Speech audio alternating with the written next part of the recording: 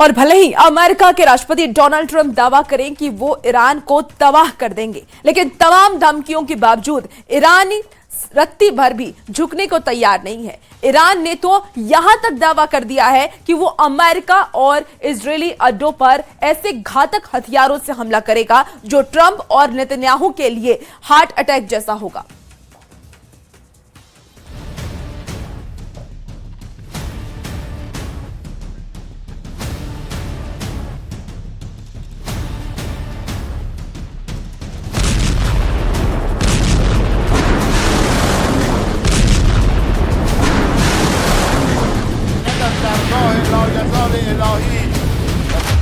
Iran में उतरे heart attack हथियार, तेहरान का सर्वनाश करेंगे ट्रंप।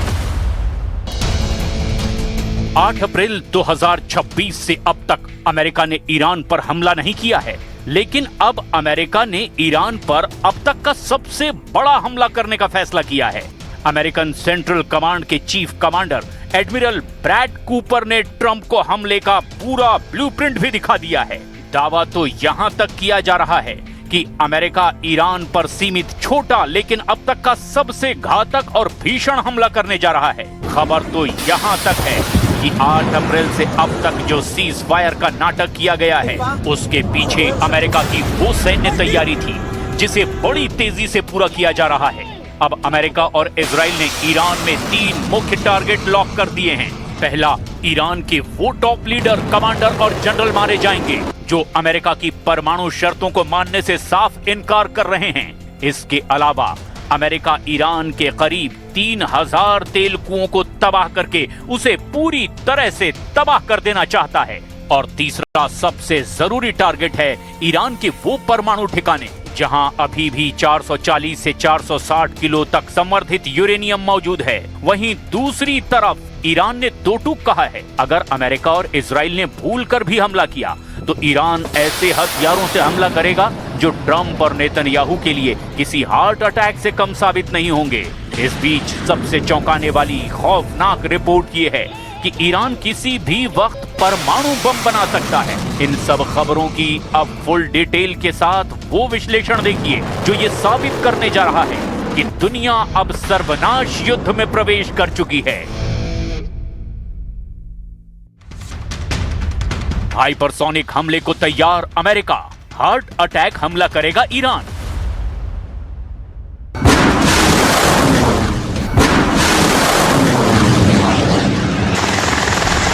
अमेरिकी सेंट्रल कमांड यानी सेंटकॉम किसी भी वक्त ईरान के बंदरगाहों, हॉर्मुज स्ट्रेट, हर द्वीप, तेल के कुएं और पाइपलाइनों पर हमला कर सकता है। इसके अलावा अमेरिका और इजराइल मिलकर ईरान के नतांज, एस्फान, फोर्दो, बुशर परमाणु ठिकानों पर भी हमले कर सकते हैं। इधर ईरान ने भी ऐलान कर दिया है कि इस बार ईरान ऐसे घातक नए हथियारों से हमले करेगा जिसकी कल्पना ना तो अमेरिका ने की होगी और ना ही इजराइल ने। दावा तो यहां तक किया जा रहा है कि ईरान के पास लंबी दूरी की हाइपरसोनिक मिसाइलें 70% से ज्यादा बची हुई हैं।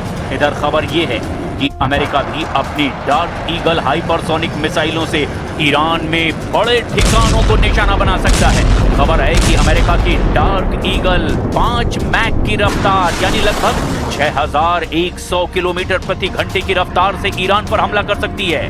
वहीं दूसरी तरफ ईरान की नेवी कमांडर ने ऐसा दावा किया है जिसे सुनकर ट्रंप और नेतन्याहू भी बेहद तनाव में आ गए हैं। ईरान की सरकारी मीडिया में ईरानी नेवी के commander rear admiral Shahram Irani ने जो कहा उसे सुनकर आप भी हैरान रह जाएंगे।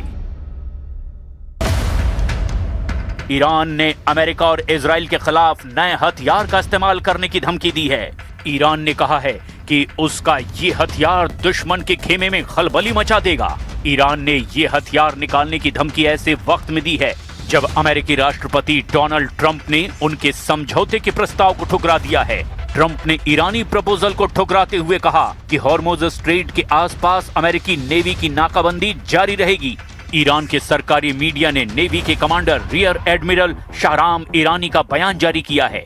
बयान में शाहराम ने कहा कि इस्लामिक गणराज्य ईरान के एक ऐसे हथियार का सामना अब दुश्मन की सेना को करना पड़ेगा जिससे वो बहुत ज्यादा डरते हैं। ये हथियार दुश्मनों के एकदम करीब है। मुझे डर है कि उनके नेताओं को हार्ट अटैक आ सकता है। ईरान की इस नई धमकी से फिर से लड़ाई छिड़ने का अंदेशा पैदा हो गया है। ईरानी नेवी के कमांडर ने एक बयान में कहा कि उनकी ओर से अमेरिकी विमान वाहक पोत अब्राहम लिंकन पर हमले किए गए हैं। इसमें कम से कम 7 मिसाइल ऑपरेशन किए गए हैं। داشتیم مذاکره می‌کردیم. آتش بسی که می‌دونیم از همون اول هم عرض کردم با بدعهدی طرف مقابل مواجه شد. خب الان اینجا دیگه موضوع هسته‌ای موضوع اصلی مذاکرات نمیتونه باشه. موضوع اصلی خاتمه دادن به جنگ به نحوی که منافع و مصالح ما رو تأمین بکنه. कुल मिलाकर ईरान युद्ध अब ऐसे दौर में पहुंच चुका है कि अब जैसे ही हमला होगा दोनों पक्ष एक दूसरे पर सबसे घातक हथियारों से हमला कर देंगे, जिसका अंजाम बहुत विनाशक हो सकता है।